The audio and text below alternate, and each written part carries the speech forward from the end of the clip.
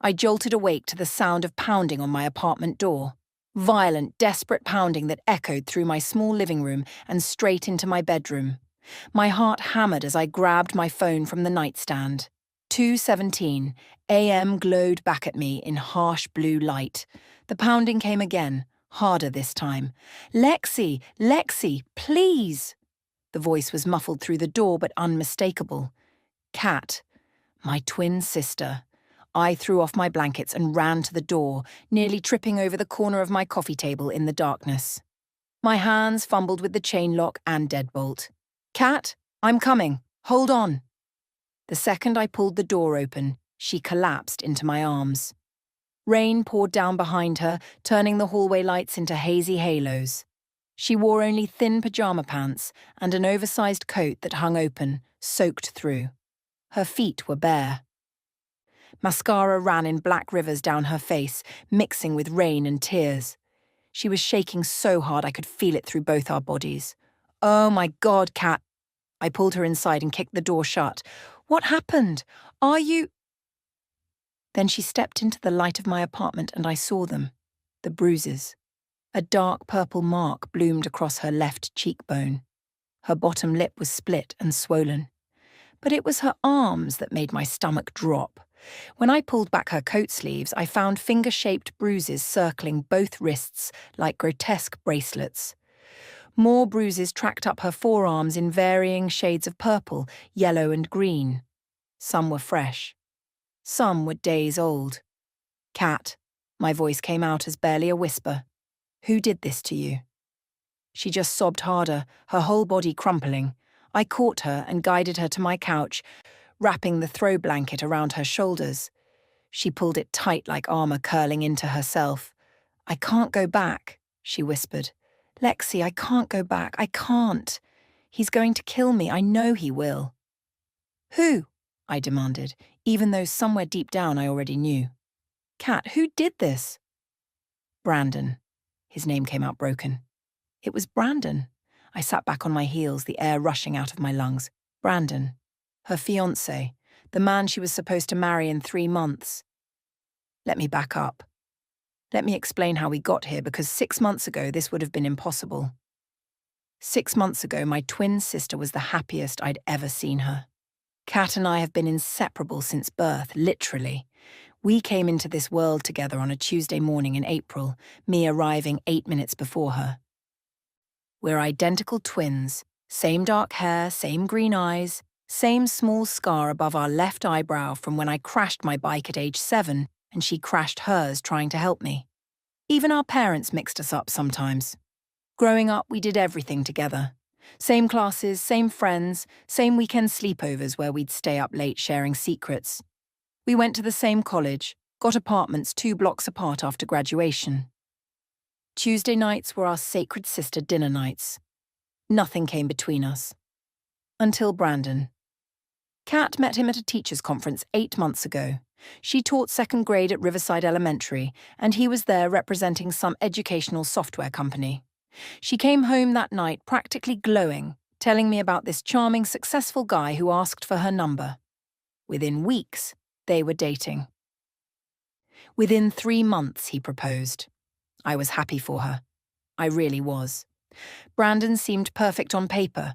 Good job in corporate sales, nice apartment, always brought flowers when he picked Kat up for dates.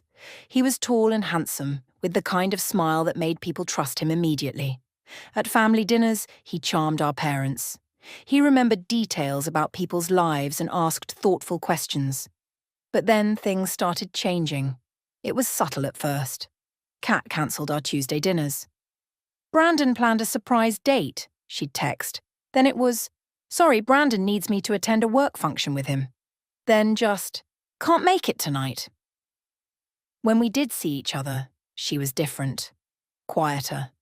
She stopped talking about her day at school, stopped sharing funny stories about her students. She checked her phone constantly, her shoulders tensing every time it buzzed. She started wearing long sleeves even when summer hit and the temperature climbed into the 90s. I tried to talk to her about it. "Is everything okay with you and Brandon?" I asked one Tuesday when she actually showed up, 40 minutes late. Everything's perfect, she said, but she wouldn't meet my eyes. Why would you ask that? You just seem different lately. Stressed. Wedding planning is stressful, that's all. She smiled, but it didn't reach her eyes. Brandon wants everything to be perfect. That should have been my first warning sign. Brandon wants. Not we want. Not I want. Brandon. 3 weeks ago, I decided to surprise Kat with lunch. I bought sandwiches from her favorite deli and showed up at her apartment. Well, Brandon's apartment that she'd moved into 2 months earlier. I used to have a key, but she'd asked for it back, saying Brandon preferred they keep track of who had access to their place. I knocked on the door at noon, holding the sandwich bag and smiling. Brandon answered. He wasn't smiling. Lexi. He said my name like it tasted bad. Kat didn't mention you were coming. I'm surprising her. I brought lunch. I tried to peer past him into the apartment. Is she here? She's sleeping. Headache. He blocked the doorway with his body, one hand on the frame. I'll tell her you stopped by. Oh, well, maybe I could just leave these sandwiches in the fridge for when she wakes up. I said she's sleeping. His voice went cold. I don't think you should disturb her. Then he shut the door. Actually shut it right in my face. I stood in that hallway for a full minute, staring at the closed door, my heart pounding. Something was wrong. Everything about that interaction was wrong. But what could I do? Kat was an adult. She'd chosen to be with Brandon. Maybe I was just being an overprotective sister. That night, Kat called me. Lexi, I'm so sorry about today. Brandon told me you stopped by. Kat, what's going on? He basically slammed the door in my face. He was just stressed about work. He's been under a lot of pressure lately. Her voice sounded wrong. Too high, too fast. I'm sorry you came all that way. I really did have a bad headache. Are you sure you're okay? You sound... I'm fine, she insisted. Really, Lexi, I'm fine. I should go. Brandon's calling me. Love you. She hung up before I could respond. I should have done something then. I should have pushed harder, demanded answers, shown up at her school to talk to her away from Brandon. But I didn't. I convinced myself I was overreacting, that Kat would come to me if something was really wrong. And now here she was at 2 a.m., covered in bruises, telling me she couldn't go back. How long? I asked, my hands shaking as I got up to grab the first aid kit from my bathroom. Kat, how long has he been hurting you? She wiped at her face with the blanket. It started small. He'd criticize things. My cooking, my clothes, the way I talked to other men, even if it was just being polite to a waiter. Then he started getting angry when I spent time with you or Mum. He said you were jealous of our relationship, that you were trying to break us up. My chest tightened. I would never. I know that now, she whispered. But he was so convincing. He made me feel like I was the problem, like if I just tried harder to be what he wanted, everything would be perfect. I knelt in front of her, opening the first aid kit with trembling hands. When did it get physical? 2 months ago. He grabbed my arm during an argument, left bruises. She pushed up her sleeve, showing me the faded yellow marks. I told myself it was an accident, that he didn't mean to grip so hard. Then last week, he pushed me into the wall because I was running late getting ready for his company dinner party. I pressed a cold cloth to her swollen lip, fighting back tears. And tonight, her voice broke. Dinner wasn't ready when he got home from work. I was running behind because one of my students' parents wanted to talk after school, and I lost track of time. When he saw the empty table, he just snapped. He hit me, Lexi, right across the face. Then he grabbed my wrists and shook me, saying I was disrespectful and ungrateful. Tears spilled down her cheeks. He said if I ever tried to leave him, he'd make sure I disappeared, that no one would even know to look for me.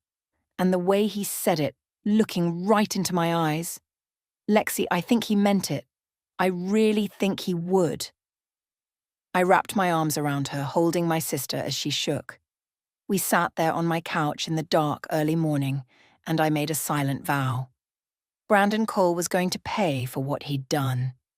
You're safe now, I whispered into her hair. He's never going to hurt you again.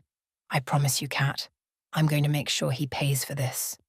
She pulled back, looking at me with red, swollen eyes. You don't understand. He's too powerful. He has lawyers. He has money. Everyone loves him. No one will believe me. I looked at my identical twin, my mirror, my other half, the person I'd shared a womb with and every important moment since. And an idea began forming in my mind. Then we don't just tell people, I said slowly. We make him show them who he really is. What do you mean? I took her bruised hands in mine. Remember when we were kids? How we used to switch places? Understanding dawned in her eyes, followed immediately by fear. Lexi, no. You can't. He's dangerous. Exactly. I held her gaze. He's dangerous to someone who's scared of him, someone who won't fight back. I squeezed her hands. But I'm not you, Kat. And he's about to learn that the hard way. Kat stared at me like I'd lost my mind. Lexi, you can't be serious. You want to switch places with me? To go back to Brandon's apartment and pretend to be me? Not just pretend, I said, standing up to pace my small living room. The adrenaline was pumping through me now, clearing away the shock and horror. I want him to think I'm you. And when he tries to hurt me the way he's been hurting you, he's going to find out what happens when he picks on someone who fights back. He'll know immediately. He'll be able to tell, Kat, we're identical twins. We've fooled everyone our whole lives. Teachers, boyfriends, even mom and dad. I sat back down next to her, taking her hands. Remember sophomore year when you had the flu the day of your history presentation? I walked into your classroom, gave your presentation, and your teacher never knew. That was different. That was a stranger. Not someone who... She paused, her voice dropping to a whisper. Not someone who lives with me. Which is exactly why it'll work, I insisted. He thinks he knows you. He thinks he's broken you down into this scared, submissive person. He's not looking for differences because he doesn't think you have the strength to deceive him. His arrogance is our advantage. Kat pulled the blanket tighter around herself. And what happens when he gets angry? When he tries to hit you? Lexi, he's strong, and when he's in one of his rages... I've been taking self-defense classes for 3 years, I reminded her. Remember, I started after that incident in the parking garage near my office. Tyler convinced me it was important. I touched her bruised cheek gently. I know how to protect myself. And unlike you, I'm expecting him to get violent. I'll be ready. She was quiet for a long moment, staring down at her hands. What's the point, though? Even if you can handle him physically, then what? He'll just say it's your word against his. He'll say you broke into his apartment, that you attacked him. Not if we have proof. I pulled out my phone. I'm going to record everything. Every threat. Every moment of violence. Every word that shows what he really is. And then we're going to make sure the right people see it. Lexi, Kat's voice was thick with tears. I'm scared. What if something goes wrong? What if he hurts you? I wrapped my arms around her again. Then, I'll still be better off than you've been for the past 2 months. At least I'll see it coming. At least I'll fight back. I pulled away to look her in the eyes. Kat, you're my twin. You're my sister. When we were little and that kid Tommy pushed you off the swing, what did I do? A tiny smile flickered across her face despite everything. You shoved him into the mud and sat on him until he apologized. Exactly. And I'm not about to stop protecting you now just because we're adults and Tommy's name is Brandon. I stood up. But we need to do this right. We need a solid plan. And we need help. Help from who? I was already scrolling through my contacts. Tyler. Your friend Tyler, from college. He works in IT security now. If anyone can help us document everything and make sure we have evidence that'll actually hold up, it's him. I hit the call button. Plus, he's always said if I ever needed backup day or night, he'd be there. The phone rang 3 times before a groggy voice answered. Lexi? It's 2:30 in the morning. Someone better be dead or dying? Neither, but it's an emergency. I need you to come to my apartment now. Tyler's voice instantly sharpened, sleep vanishing. Are you okay? Are you hurt? I'm fine. It's Kat, just Please come, I'll explain everything when you get here. I'm grabbing my keys, be there in 15. He hung up and I turned back to Kat. Okay, while we wait for Tyler, I need you to tell me everything. His schedule, his routines, his habits, the things that make him angry, the things that calm him down. How you talk to him, how you move around him. Everything. Kat took a shaky breath and began. Over the next 15 minutes, she painted a picture of life with Brandon that made my blood boil. He came home every day at exactly 6:30. He expected dinner on the table within 10 minutes. If it wasn't ready, or if something wasn't cooked to his exact preference, he'd start with criticism that would escalate into anger. He hates it when I speak too loudly, she explained. He says I get shrill, so I learned to keep my voice soft, almost a whisper sometimes, and I can't look him in the eye when he's angry because he says it's disrespectful. He's conditioned you like a dog, I said, fury making my voice shake. He controls everything, Kat continued. What I wear, who I talk to, where I go. He checks my phone every night. He made me quit the book club I was in because there was a male member. He didn't like my friend Jennifer because he said she dressed inappropriately, so I had to stop seeing her. What about your job? Your students. That's the only thing he hasn't taken away, but only because he likes telling people his fiancé is a teacher. It makes him look good. She wiped at fresh tears. But he picks me up from school every day now. He says it's to save me the drive, but really it's so he knows exactly when I'm done and where I'm going. A knock at the door interrupted us. I looked through the peephole to see Tyler standing in the hallway, his hair sticking up, wearing sweatpants and a t-shirt inside out. He must have literally rolled out of bed and driven straight here. I opened the door and he rushed in, his eyes immediately finding Kat on the couch.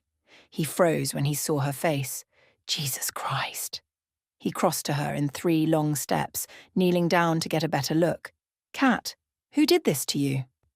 Her fiancé, I said, closing and locking the door behind him. Brandon. Tyler's jaw clenched so hard I could see the muscle jump. Where is he? I'll kill him. That's not the plan, I said quickly. But I need your help with what the plan actually is. Over the next 20 minutes, I explained everything to Tyler. Kat's abuse, my idea to switch places, the need for documentation. Tyler listened, his expression growing darker with every detail. When I finished, he was quiet for a moment. Then he shook his head. Absolutely not. This is insane, Lexi. You can't just walk into an abusive situation on purpose. I'm not asking for permission.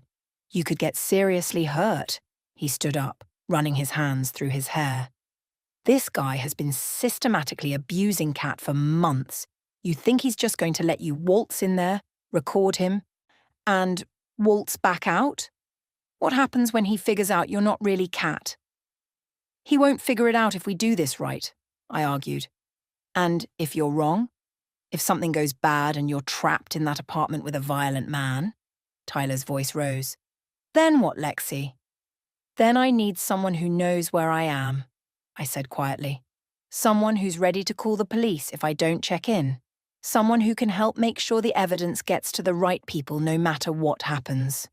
I met his eyes. I need you, Tyler. I'm doing this whether you help me or not. But I'd feel a lot safer knowing you had my back. Tyler looked between me and Kat, his jaw working. Finally, he sighed. You're both insane, you know that? Is that a yes? That's a, I can't believe I'm agreeing to this, but yes. He pulled out his phone. Okay. If we're doing this, we're doing it right. First thing, we need a proper recording device, not just your phone. Something small enough that he won't spot it, but good enough quality that everything will be clear. Can you get something like that? I have access to surveillance equipment through work, small, discreet recording devices that look like normal jewellery. He was already typing notes. A necklace would work. Kat, do you have any necklaces you wear regularly that Brandon's used to seeing? Kat nodded slowly, pulling a thin silver chain from under her shirt. A small pendant hung from it. This one. My grandmother gave it to me. I never take it off. Perfect. I can replace the pendant with one that has a camera and microphone inside. Brandon will see the necklace he's used to seeing. But we'll be recording everything, Tyler kept typing. We'll also need a safety protocol. Check-in times, code words if you need immediate help. And I'll be nearby, parked somewhere close enough that I can get to you in under 2 minutes if needed. You'd do that? Kat asked softly. Tyler's expression softened. Kat, you and Lexi are family to me. There's nothing I wouldn't do to keep you both safe. He turned back to me. But I need you to promise me something. If things go sideways, if you feel like you're in real danger, you get out. Immediately. No heroics, no trying to get more evidence. You get out and we call the police. Deal? I nodded. Deal. Okay then. Tyler checked his watch. It's almost 3 a.m. now. I can have the recording necklace ready by tomorrow afternoon. That gives us about 36 hours to prepare. He looked at Kat. Which means we need to turn Lexi into you. Kat took a deep breath, squeezing the blanket. Where do we start? Everything, I said, sitting down next to her. Voice, posture, mannerisms. The way you arrange his things, the way you respond to his moods.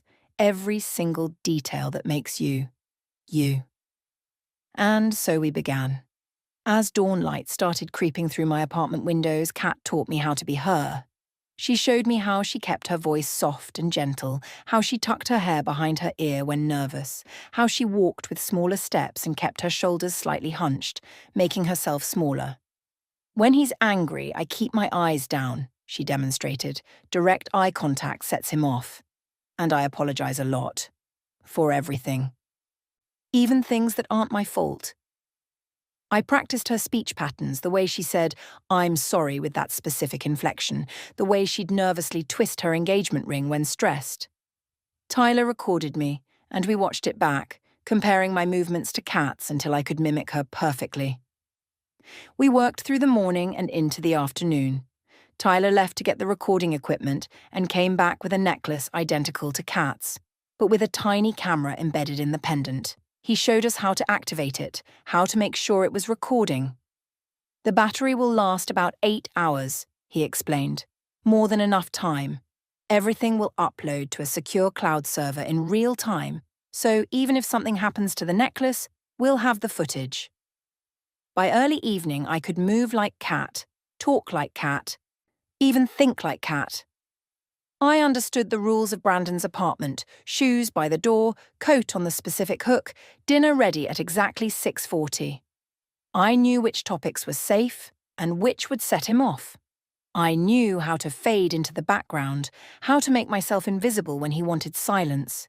It felt like putting on a costume made of fear, and I hated that my sister had been living in it for months. Tomorrow night, I said as darkness fell outside. I'll go to the apartment tomorrow evening. That gives me one more day to practice, and it's a weekday, so Brandon's schedule will be predictable. Kat looked terrified but determined. You'll stay here with me until then. I'm not leaving you alone, I promised. Tyler stood up, gathering his things. I'll be back tomorrow afternoon with final preparations. Try to get some sleep. Both of you. He paused at the door, looking at me seriously. Last chance to back out, Lexi. I glanced at Kat, curled up on my couch with bruises covering her arms, and felt that same protective fury I'd had since we were kids. No backing out, I said firmly. Brandon's going to learn what it means to mess with my sister. After Tyler left, Kat and I lay in my bed like we used to during thunderstorms when we were little, facing each other in the dark. Be careful, she whispered. When he gets really angry, his eyes go completely cold. That's when he's most dangerous. That's when he stops being the charming Brandon everyone else sees and becomes something else. I'll be ready, I promised. But as I lay there in the darkness, listening to my sister's breathing slowly even out as she finally fell asleep, I couldn't shake the image she'd planted in my mind. Cold eyes. A man who could transform from charming to dangerous in seconds. Tomorrow night, I would walk into Brandon's apartment wearing my sister's face. Tomorrow night, I would give him every opportunity to show me exactly who he really was. And when he did, I would make sure the whole world saw it too. I stood outside Brandon's apartment building at exactly 5:45 p.m., Cat's key cold in my hand. My heart pounded so hard I could feel it in my throat, but I forced my breathing to stay calm, and even like Tyler had taught me. The recording necklace sat against my collarbone, the tiny camera lens hidden in the silver pendant. Tyler had tested it 3 times before I left. Everything I saw and heard would be recorded and uploaded in real time to his secure server. He was parked 2 blocks away watching the feed on his laptop, ready to call the police at my signal. I wore Cat's clothes. Soft grey cardigan, modest jeans, the flats she always wore because Brandon said heels made her too tall. Her engagement ring felt heavy on my finger. I'd practiced her posture so many times that my shoulders automatically curved inward, making myself smaller. "You can do this," I whispered to myself in Cat's gentle voice. Then I slipped the key into the lock and entered apartment 4B. The apartment was exactly as Cat had described. Sleek, modern, expensive. Everything in its precise place. Grey leather couch positioned perfectly perpendicular to the flat-screen TV. Glass coffee table with nothing on it except a remote control aligned with the table's edge. Even the throw pillows were arranged with military precision. I moved through the space like Cat had taught me. Coat on the 3rd hook from the left. Shoes side by side beneath it, toes pointing toward the wall. Purse on the small table in the entryway, not on the counter where I'd naturally put it. The kitchen was spotless. Of course it was. Cat had to clean it to his standards every single day. I opened the refrigerator and found the ingredients she'd told me would be there. Chicken breasts, vegetables, rice. Brandon's favourite meal, the one I'd practiced making yesterday until I could do it in my sleep. I set to work, my hands moving automatically while my mind raced. This was really happening. In 45 minutes, Brandon would walk through that door. He would look at me and see Cat. And then I would wait for him to show me exactly who he was. The chicken went into the pan, the rice into the cooker. I chopped vegetables with steady hands, arranging them on the cutting board the way Cat said he preferred. Organised by colour, no pieces touching. Every detail mattered. Every tiny element had to be perfect, or he'd know something was wrong. At 6:15, I set the table. Dinner plate on the left side, his side. Fork and knife positioned exactly 1 inch from the plate's edge. Water glass at 2 o'clock. Everything precise, everything controlled, everything the way Brandon demanded. My phone buzzed in my pocket. A text from Tyler. "Recording perfectly. You okay?" I typed back quickly. "So far. He'll be here in 15. Remember the signal. Anything feels wrong. Just say, 'I need air,' and I'm coming in." I pocketed the phone and checked my reflection in the microwave's surface. I looked exactly like Cat. Same hairstyle pulled back in a low ponytail. Same minimal makeup. Same defeated slope to my shoulders. But my eyes were different. I could see it even in the distorted reflection. Cat's eyes held fear and exhaustion. Mine held cold, calculated fury. I closed them, took a breath, and when I opened them again, I'd softened them. Made them gentle and anxious and apologetic. At 6:28, I heard footsteps in the hallway, 2 minutes early. My pulse spiked, but I kept my face calm. The key turned in the lock. Brandon walked in. He was exactly as I remembered from family dinners months ago. Tall, fit, wearing an expensive suit that probably cost more than my rent. His dark hair was styled perfectly. His smile was warm and bright as he saw me. "Hey, sweetheart," he said, his voice affectionate. He crossed to me and kissed my cheek, and it took every ounce of self-control not to flinch away. "Something smells good." "Chicken and vegetables," I said in Cat's soft voice. "Your favourite." "You're the best." He loosened his tie, heading toward the bedroom. "I'll just change and be right out." I watched him go, my skin crawling from where his lips had touched my face. This was the man who'd put those bruises on my sister. This charming, smiling man who looked like he'd never hurt anyone in his life. 5 minutes later, he emerged in casual clothes and sat at the table. I served him the way Kat had instructed. Plate from the left, careful not to reach across him, portions exactly as he preferred. Then I sat across from him with my own smaller portion. "How was work?" I asked, the question Kat said she asked every night. "Exhausting.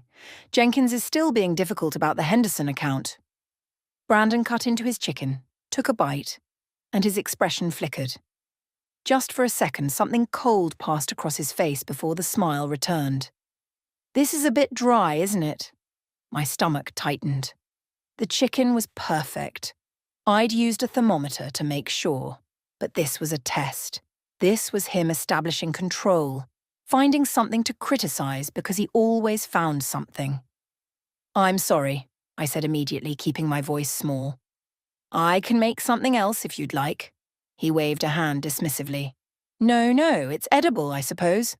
He took another bite, his jaw tight. "You just need to be more careful with the cooking time. How many times have I shown you?" "I know. I'm sorry." I twisted Kat's ring on my finger, the nervous gesture she did constantly. "I'll do better next time." "I'm sure you will." His tone was patronizing, like speaking to a child. "You're trying, at least. That's what matters." We ate in silence for a few minutes. I kept my eyes down, monitoring him through my peripheral vision. He ate mechanically, his initial good mood fading with each bite. Something was bothering him beyond the imaginary dryness of the chicken. "We need to talk about the wedding," he said suddenly, pushing his half-finished plate away. "I've made some final decisions." He pulled a leather folder from the counter behind him. He must have put it there when he came in. Inside were printed pages, color-coded tabs marking different sections. He opened it with the air of someone presenting a business proposal. "I've selected the final venue, the Sterling Hotel downtown. Their grand ballroom holds 300, which is perfect for my guest list." He slid a photo across to me. "I've also chosen your dress." I looked down at the image. The dress was beautiful. Layers of white silk and lace, elegant and classic. It was also nothing like what Kat would choose. She'd told me she wanted something simpler, more romantic. This dress was formal, almost cold in its perfection. "It's lovely," I made myself say. But something in me couldn't help adding, though I was hoping we could maybe look at a few options together. His hand stopped mid-turn of the page. The temperature in the room dropped 10 degrees. "Together?" His voice was quiet. Too quiet. "You want to look at options together?" This was it. The moment Kat had warned me about. When he started getting that edge in his voice, when his reasonable mask began to slip, I should have backed down immediately, should have apologized and smoothed it over the way Kat would have. But I needed to push him. I needed him to show his true self on camera. So I took a breath and said softly, "I just thought, since it's my wedding dress, maybe I could have some input." "Your wedding dress." Brandon stood abruptly, his chair scraping against the floor. He towered over me, and I saw exactly what Kat meant about his eyes. The warmth had vanished completely, replaced by something cold and calculating and cruel. "Your wedding dress for our wedding that I'm paying for. The wedding where you'll be marrying me, standing next to me, representing me in front of everyone I know." "I didn't mean," I started, but he cut me off. "After everything I do for you, after I forgave you for embarrassing me in front of my colleagues last week with your little episode." He moved closer, his voice dropping to that dangerous quiet. "After I've been patient with your constant mistakes and your inability to do even simple things right. And now you want to question my judgment?" I stood up slowly, keeping Kat's submissive posture but feeling my own strength coiled beneath it. "I'm sorry. I wasn't questioning you. Just what?" He stepped around the table toward me. "You just thought you knew better than me? Thought your opinion mattered more than mine?" My heart raced, but not with fear, with anticipation. He was showing me exactly who he was. The camera was recording every word, every movement. I just needed him to take it one step further. "Brandon, please," I said, adding a tremor to Kat's voice. I'm sorry, you're right. The dress is perfect. Everything you choose is perfect.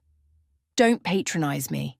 His hand shot out and grabbed my wrist, exactly where the worst bruises on Kat's arms had been.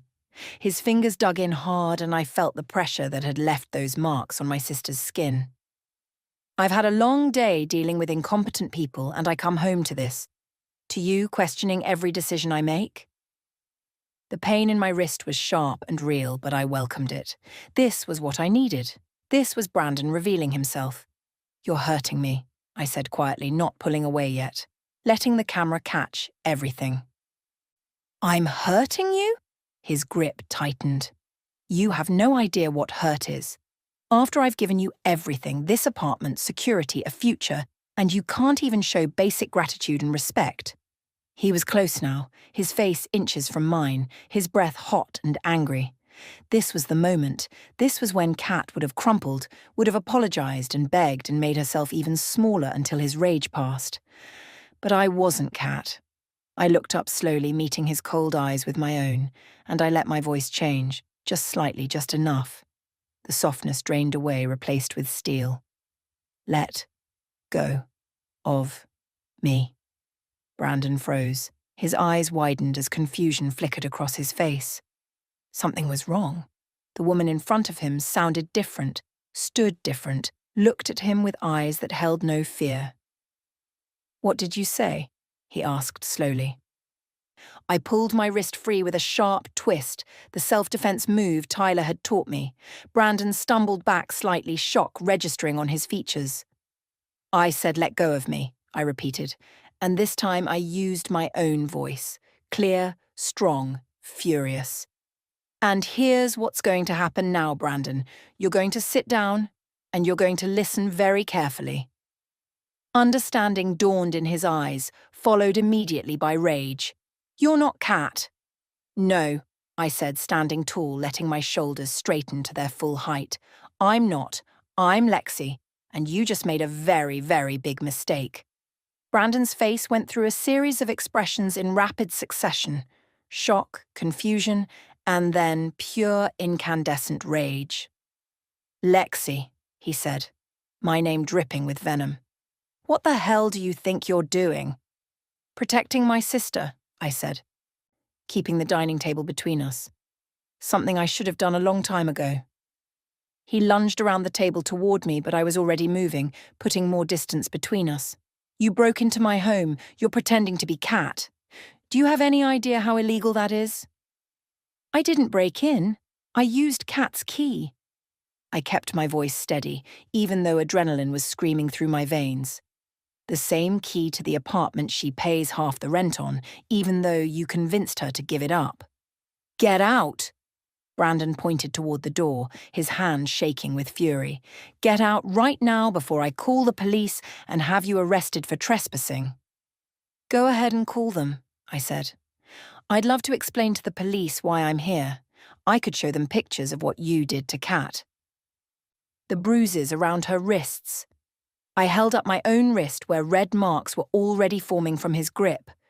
The same way you just grabbed me. He froze, his eyes darting to my wrist. I watched him calculate, watched the rage war with self-preservation. I don't know what lies Kat's been telling you. They're not lies, and we both know it.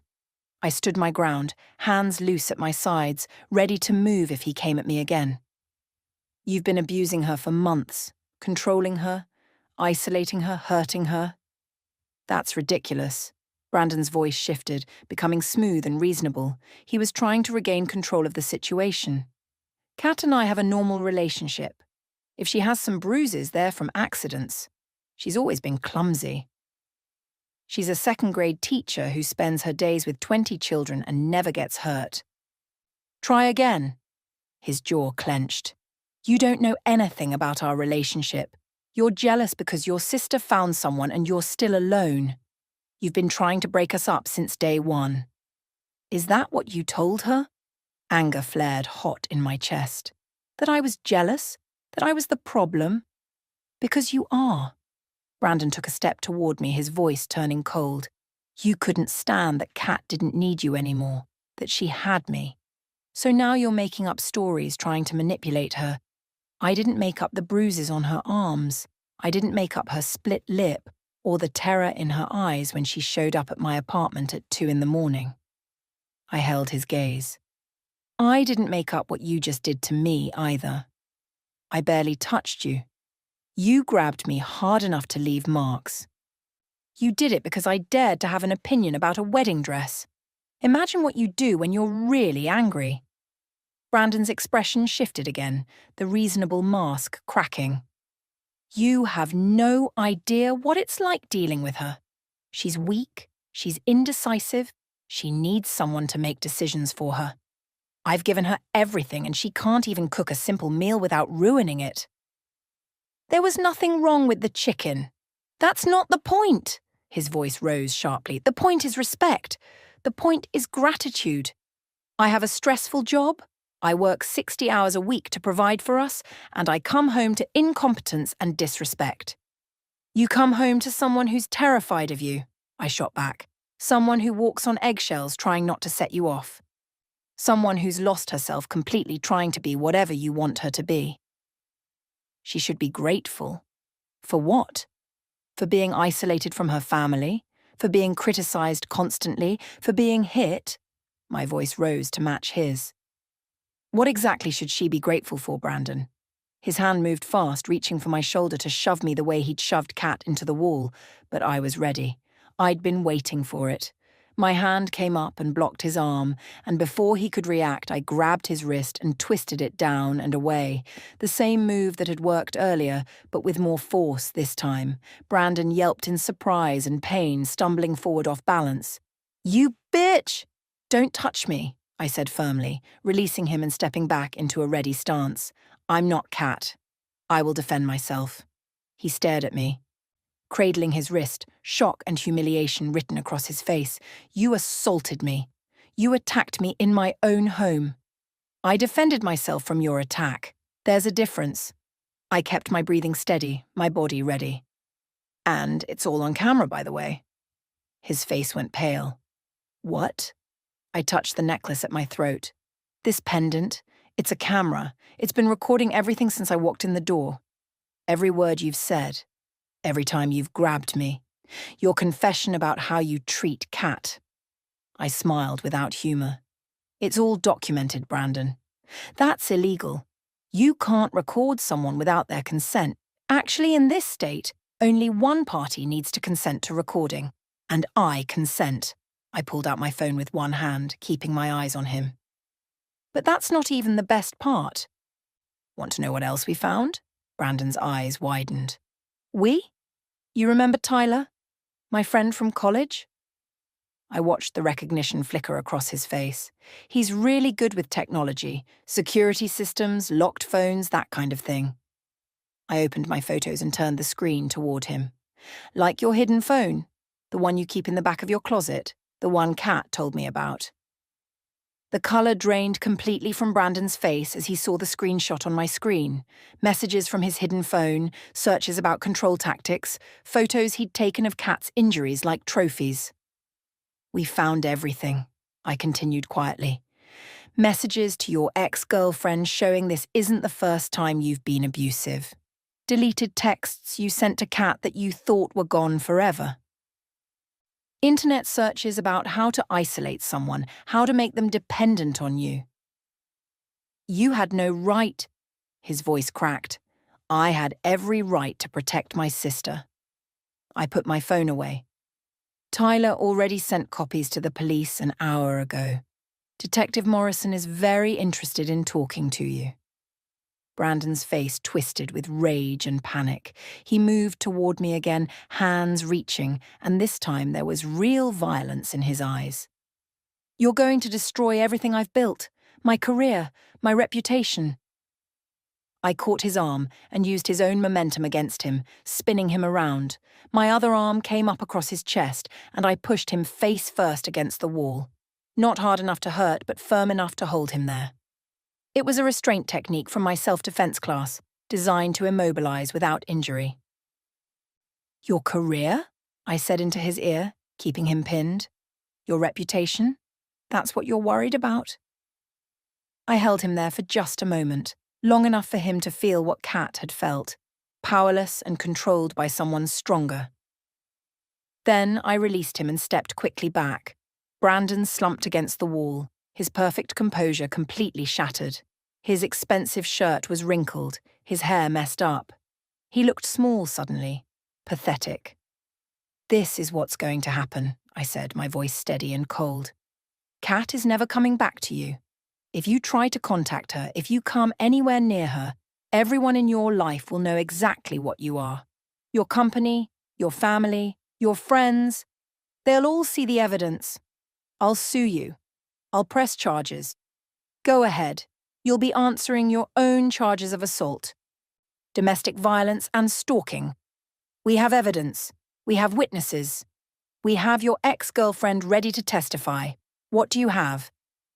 Before he could answer, there was a sharp knock at the door. "Police. Open up." Brandon's eyes went wide with panic. He looked at me, then at the door, then back at me. "You called them. I told you. Tyler sent everything an hour ago." I walked to the door, keeping Brandon in my peripheral vision. "They've been waiting for probable cause. You grabbing me on camera was all they needed." I opened the door to reveal 2 uniformed officers.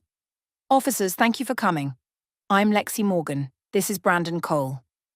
I gestured to where he stood against the wall, disheveled and defeated. "He just assaulted me. It's all recorded. And I believe you have some questions for him about assaulting my sister. Catherine Morgan as well." The officers entered, their expressions professionally neutral but alert. One of them looked at my wrist where Brandon's fingerprints were already darkening into bruises. "Miss, are you injured?" "Just my wrist. But my sister has much worse. She filed a report earlier today." Brandon tried to pull himself together, forcing his shoulders back, attempting to resurrect his charming persona. "Officers, this is all a misunderstanding. This woman broke into my apartment." "Mr. Cole," the other officer interrupted, "we need you to come to the station to answer some questions about allegations of domestic violence." "This is insane. I'm calling my lawyer." "That's your right, sir, but you still need to come with us." I watched as they escorted Brandon toward the door. He shot me one final look, pure hatred mixed with disbelief that his carefully constructed world was crumbling around him. "You're going to regret this," he hissed as they led him past me. "No," I said quietly. "You're going to regret ever laying a hand on my sister." The door closed behind them, and suddenly I was alone in Brandon's perfect, controlled apartment. My hands started shaking as the adrenaline drained away. I pulled out my phone and called Tyler. "It's done," I said when he answered. "The police just took him. I saw everything on the feed. Jesus, Lexi, when he grabbed you." "I'm okay. It worked. We got everything." I looked around the apartment one last time. "I'm coming out now. Is Kat with you?" "She's right here. She's been watching the whole thing. She's crying, but she's okay." "Tell her it's over," I said, heading toward the door. "Tell her she's free." 2 weeks later, I sat in my apartment with morning sunlight streaming through the windows. Kat was curled up in the armchair across from me, wearing comfortable sweats and holding a mug of coffee. The bruises on her face had faded to yellow-green shadows. The ones on her arms were almost gone. But more importantly, the fear in her eyes was fading too. "The restraining order came through yesterday," she said, setting down her mug. "The judge granted it immediately once he saw all the evidence." "Good." I pulled my own legs up onto the couch. "How are you feeling about it?" Kat was quiet for a moment, staring into her coffee. Relieved, scared, guilty. She looked up at me. "Is it stupid that I feel guilty?" "No," I said gently. "It's not stupid. It's normal. He spent months making you feel responsible for his behavior." "I know that logically. My therapist keeps telling me the same thing." Kat wrapped her hands tighter around her mug, but part of me still wonders if I'd just been better at... "Stop." I leaned forward. "Kat, there was nothing you could have done differently. He's an abuser. That's who he is. You could have been perfect in every way, and he still would have found reasons to hurt you. That's what abusers do. She nodded slowly, tears gathering in her eyes. I know. I'm working on believing it. She wiped at her face. The therapist says it'll take time, that I need to be patient with myself. She's right. I got up and moved to sit on the arm of her chair, putting my arm around her shoulders. You survived, Kat. You got out. That takes incredible strength. I didn't get out, she said quietly. You got me out. If you hadn't switched places with me, if you hadn't been brave enough to confront him, you were brave enough to run to me in the middle of the night. You were brave enough to tell me the truth. You were brave enough to let me help. I squeezed her shoulder. We're a team, remember? That's what twins do. The apartment door opened and Tyler walked in carrying grocery bags.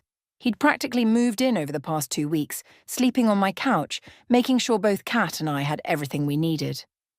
I got all the supplies for breakfast, he announced, heading to the kitchen. And I have some news. Good news or bad news? I asked, following him. Good news. Great news, actually. Tyler started unpacking eggs and bread. I just got off the phone with Detective Morrison. Brandon's ex-girlfriend gave her full statement yesterday. Turns out there were 2 other women before her who are also willing to come forward now. Kat appeared in the kitchen doorway. 2 others? 2 others, Tyler confirmed. 1 from college, 1 from his first job. Same pattern with both of them. Started with control and criticism, escalated to violence. Both were too scared to report it at the time because Brandon threatened their careers. But they're coming forward now? I asked. They are. With 4 victims testifying and all the evidence we gathered, the prosecutor is confident about the case. Brandon's lawyer is already talking about a plea deal. Kat leaned against the doorframe, processing this. 4 women. He did this to 4 women. That they know of, Tyler said gently. There might be others who aren't ready to come forward yet. And I almost married him. Kat's voice was barely a whisper. I almost tied myself to him legally forever. I crossed to her and took her hands. But you didn't. You got away before that happened. Because you saved me. We saved each other, I interrupted. You had the courage to leave. I had the chance to help. Neither of us could have done it alone. I looked into her eyes. My own eyes reflected back at me. That's the power of being twins, Kat. When one of us is weak, the other is strong. When one of us falls, the other catches her. Tyler cleared his throat. There's more news. Brandon's company suspended him pending the investigation. Several colleagues have come forward saying they witnessed him being verbally abusive to staff members. His perfect reputation is completely destroyed. Good, Kat said, and there was steel in her voice I hadn't heard in months. He deserves to face consequences for what he's done. Over breakfast, we talked about the future. Kat had been staying with me since that night, sleeping in my bed while I took the couch despite her protests. But she was starting to talk about next steps. I think I want to get my own place, she said, pushing scrambled eggs around her plate. Not immediately. I'm not ready yet. But eventually. Something small, something that's just mine. That sounds healthy, I said. Independence on your own terms. My principal called yesterday, she continued. She wanted to check on me. I told her a simplified version of what happened, and she was incredibly supportive. She said I could take as much time as I need, but my classroom is waiting for me whenever I'm ready. Are you ready? Tyler asked. Kat considered this. I think so. The kids don't know anything about my personal life. Being with them, teaching them, watching them learn, that's always been pure for me. Brandon never touched that part of my life. I think going back might actually help. Then you should do it, I encouraged. But if you need to leave early or take a day off, don't push yourself. I won't. I promise.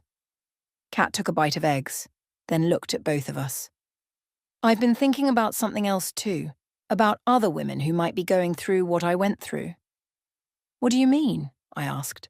I want to volunteer. At a domestic violence shelter or a crisis hotline, I'm not ready yet. My therapist thinks I need more time to heal first, but eventually I want to use what happened to me to help other women. So they know they're not alone, so they know it's possible to get out. Tyler smiled. That's really admirable, Kat. It's not admirable, it's necessary. She set down her fork. I felt so isolated, so trapped. I thought I was the only person in the world going through this. If I can help even one woman realize she's not alone, that there are people who will believe her and help her, then maybe something good can come from all this. I reached across the table and squeezed her hand. You're amazing, you know that? I'm a work in progress, she said with a small smile. But I'm working on it. After breakfast, Tyler left to run some errands. Kat and I cleaned up the kitchen together, falling into an easy rhythm we'd had since childhood. As I washed dishes and she dried, I felt something settle in my chest, a sense of rightness, of things beginning to heal. Lexi? Kat's voice was quiet. Can I ask you something? Anything. Weren't you scared when you went to his apartment when you confronted him? He could have really hurt you. I thought about this as I scrubbed a plate. I was scared, I admitted, but I was more angry than scared. And I knew what I was walking into. I was prepared for him. I handed her the clean plate. You weren't prepared. You thought you were marrying someone who loved you. And he used that trust to hurt you. That's the difference. I should have seen the signs earlier. He's a master manipulator, Kat. That's what abusers are. They don't start with violence. They start with charm and love and making you feel special. By the time the abuse starts, they've already isolated you and convinced you that you're the problem. I turned to face her. None of this was your fault. Not one single bit of it. She set down the dish towel and hugged me tightly. Thank you, she whispered, for believing me, for fighting for me, for being my sister. I hugged her back, feeling the familiar comfort of holding my twin, my other half. Always, I said. That's what sisters do. That afternoon, we sat together on my couch looking through apartment listings on Kat's laptop. She pointed out places she liked, small studios with good natural light, buildings with security systems, neighborhoods near parks where she could walk safely. What about this one? She asked, turning the screen toward me. 1 bedroom, hardwood floors, close to my school. I looked at the listing and smiled. It's perfect. You should schedule a viewing. You'll come with me? Of course. My phone buzzed with a text from Detective Morrison. Final update, Brandon accepted plea deal. 18 months jail time, 5 years probation, mandatory anger management and therapy. He'll have to register as a domestic violence offender. Wanted you both to know. I showed the text to Kat. She read it twice, her expression unreadable. 18 months, she said finally. It doesn't seem like enough. It's not, I agreed. But it's justice. And more importantly, he can't hurt you anymore. He can't hurt anyone for at least 18 months. And after that, everyone will know what he is. Kat nodded slowly. You're right. It's over. It's really over. It's over, I confirmed. And now you get to decide what comes next. Not him. You. She looked down at the apartment listing still open on her laptop, then at the bracelet I'd given her, the simple silver band engraved with "Stronger Together." She touched it gently, a small smile crossing her face. I think, she said slowly, I'm going to schedule that apartment viewing for tomorrow. And then I'm going to call my principal and tell her I want to return to work next week. And then... She looked at me. Then maybe you and I can reinstate our Tuesday sister dinners. The real ones, where we laugh and talk about nothing and everything and just be us. I would love that, I said, feeling warmth spread through my chest. Tyler returned later that evening with pizza and movies. The three of us sprawled across my living room like old times, laughing at a ridiculous comedy, arguing about whether the plot made any sense, just being normal. At one point, I glanced over at Kat. She was laughing at something Tyler said, her head thrown back, completely unguarded. It was the first time in months I'd seen her laugh like that, free and genuine and unafraid. Our eyes met and she smiled at me. A real smile, not the scared, apologetic smile she'd worn around Brandon, not the broken smile from that night she showed up at my door. This was Kat's real smile, the one I'd grown up with, the one I'd thought was lost forever. She mouthed 2 words. "Thank you." I mouthed back, "Always." Because that's what it meant to be twins. We shared everything, the same birthday, the same face, the same DNA. We shared childhood memories and inside jokes and a bond that went deeper than words. And when one of us was in danger, the other would do anything, even walk into the lion's den wearing her sister's face hut to protect her. Brandon had tried to break that bond. He'd tried to isolate Kat, to make her feel alone and powerless. But he'd underestimated what he was dealing with. He'd hurt one twin, not realizing he'd have to answer to both. And now he was facing the consequences while Kat was free, healing, and rebuilding her life on her own terms. The bruises would fade. The fear would lessen with time and therapy. The scars, both visible and invisible, would become part of her story, proof of what she'd survived. But she had survived. We both had. And we'd face whatever came next the same way we'd faced everything else in our lives. Together, stronger together, the way identical twins were always meant to be.